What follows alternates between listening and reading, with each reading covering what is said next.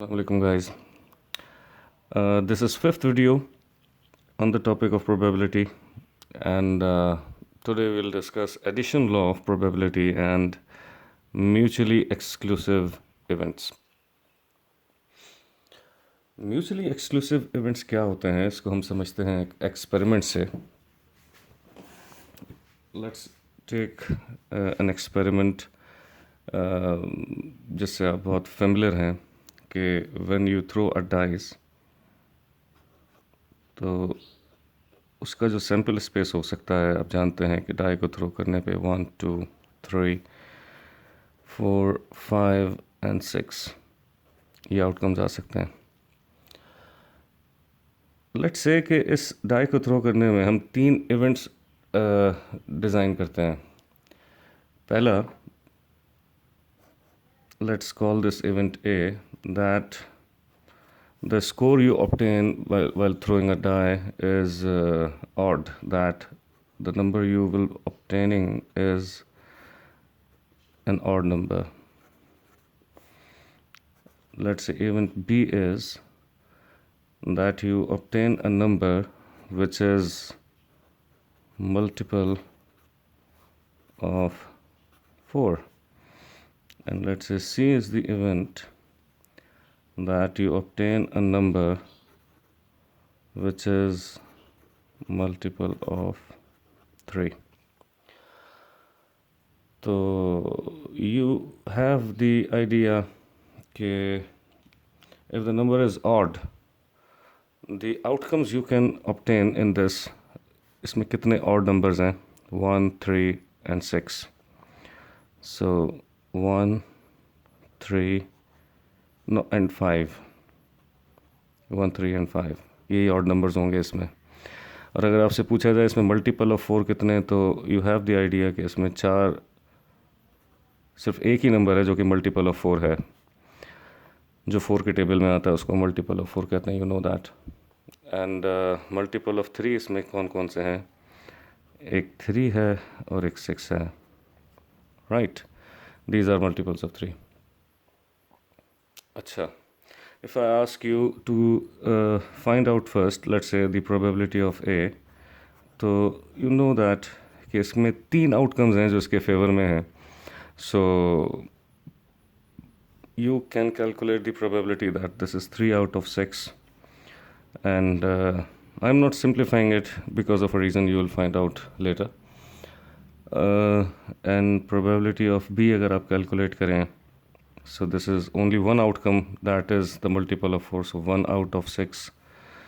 And probability of event C is 2 out of 6 because C में दो ही favour में outcomes हैं, 3 and 6.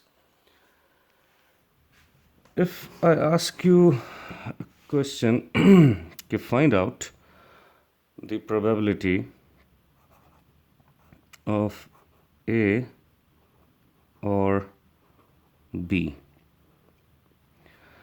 तो A और B मतलब या A हो या B हो, तो how you are going to do that? आप probability of A में ऐड कर सकते हैं probability of B. कैसे? probability of A हमारे पास थी 3/6 and probability of B हमारे पास थी 1/6 and the answer is 4 out of 6. अब we can identify कि this is really true, क्योंकि और का मतलब मैंने आपको बताया था यूनियन का होता है.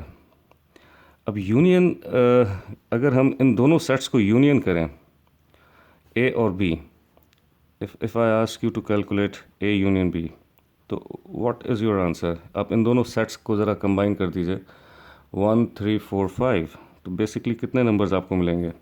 1 3 4 and 5. So A union B have 4 outcomes that is in the support of A union B और A और B. और का मतलब यूनियन का ही होता है.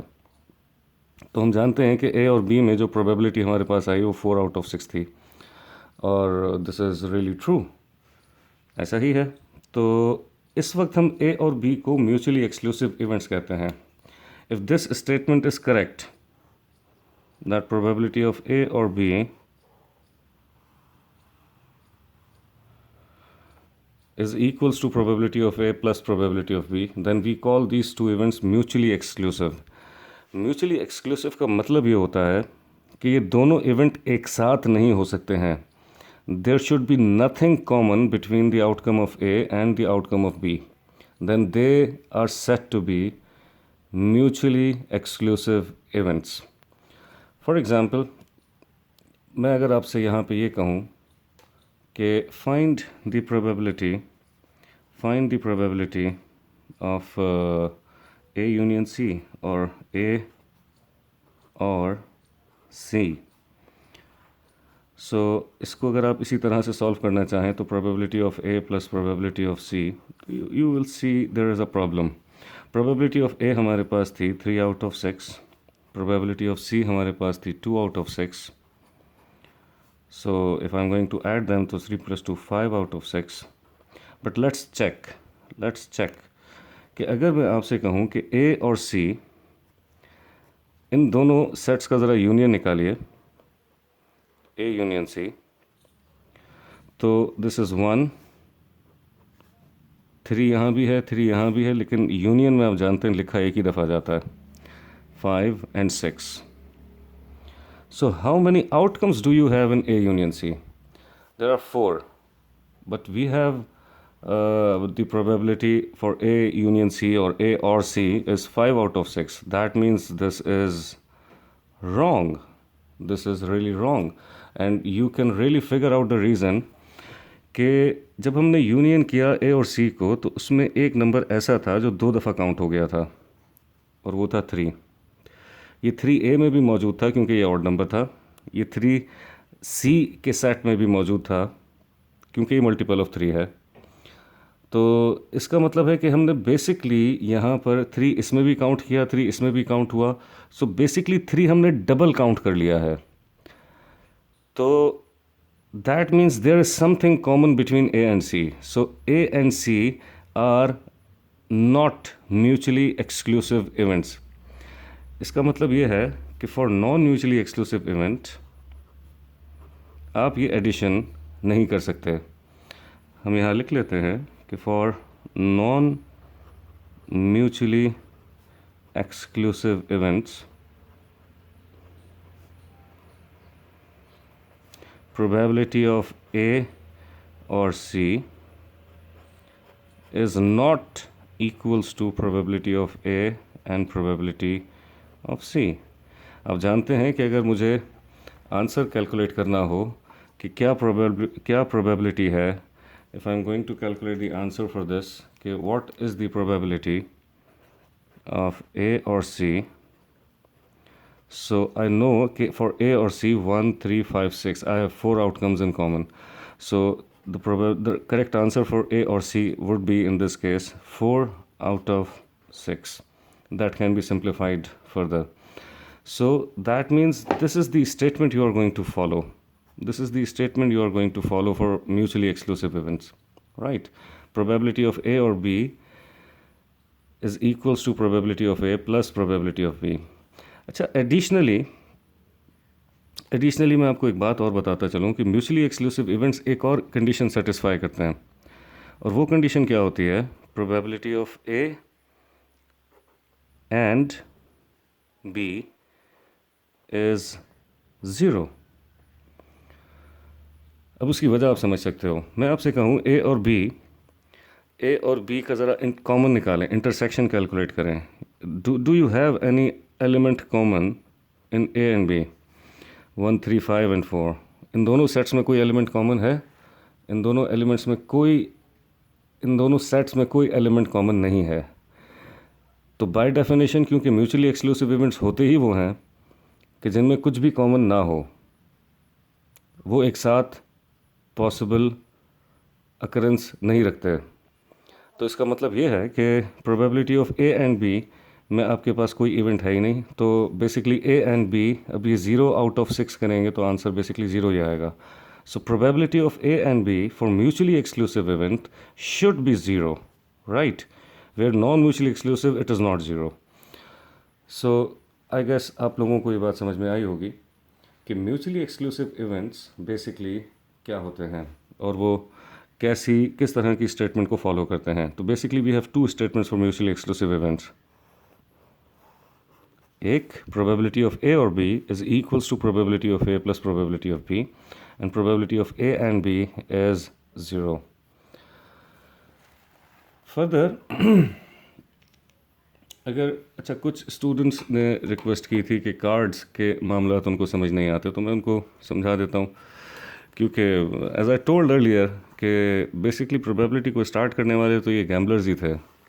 तो आपको बहुत सारे क्वेश्चंस मिलेंगे जिसमें प्लेइंग कार्ड्स मौजूद होंगे.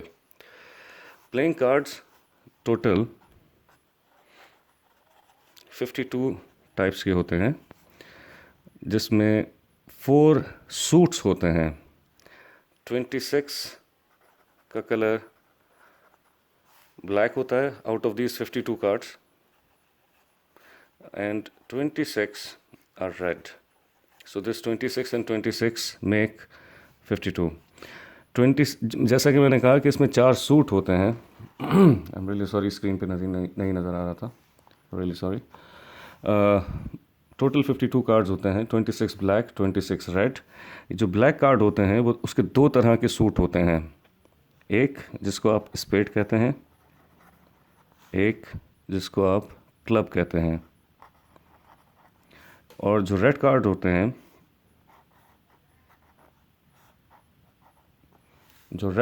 हैं, वो भी 2 तरह के होते हैं. एक जिसको आप डायमंड कहते हैं,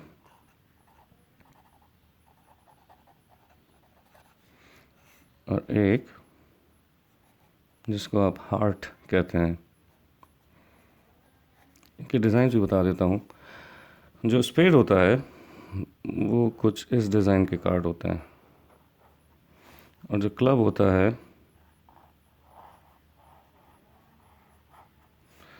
एंड डायमंड का डिज़ाइन कुछ ऐसा होता है, एंड हार्ट कुछ इस डिज़ाइन का होता है. अब एवरी सूट, ये जो 4 टाइप्स आपके सामने हैं, every type have 13 cards. Her suit के, ये 4 सूट हैं, हर सूट के 13 कार्ड्स होते हैं.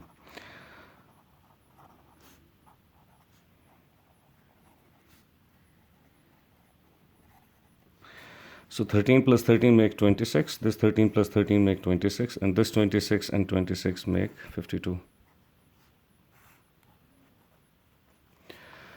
Now see, ये जो 13 टाइप्स हैं, इसमें होता क्या है?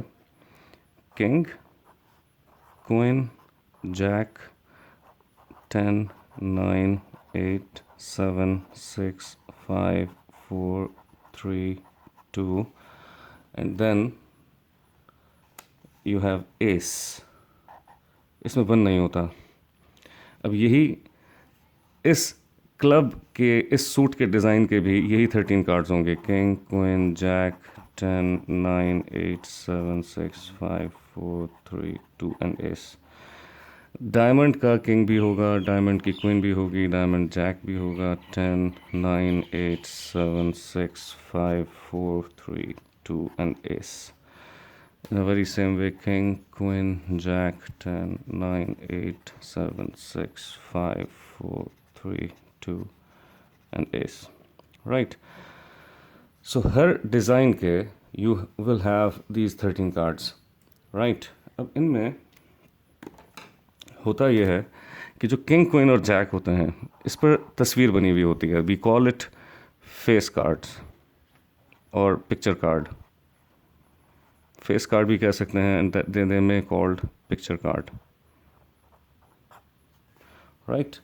So if I ask you a question कि व्हेन